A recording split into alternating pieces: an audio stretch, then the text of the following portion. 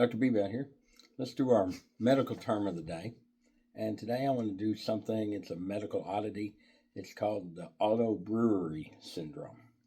The auto-brewery syndrome is where your body can make its own alcohol and you can become intoxicated without drinking alcohol.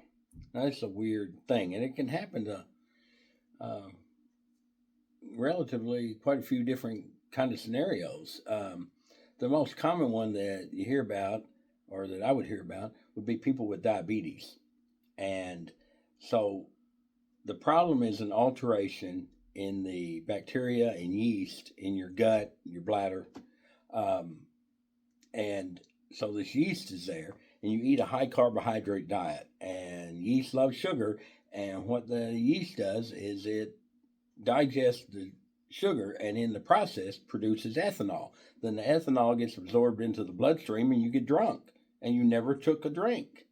There's been several legal cases where people were arrested for DUI and their cases have been overturned because they were diagnosed with auto-brewery syndrome.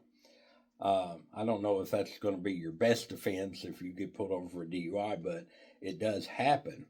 Um, it can happen to people that are diabetic because of the way their sugar levels in their blood.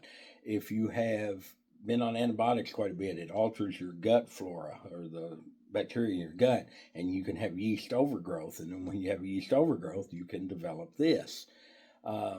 There's several ways to try to fix this. You can, number one, you got to monitor your diet, and you can't just be gouging on sugar all the time. But you can take probiotics, redo your gut flora. I've heard of some disgusting things like fecal transplants to reestablish normal gut flora. Avoid overuse of antibiotics.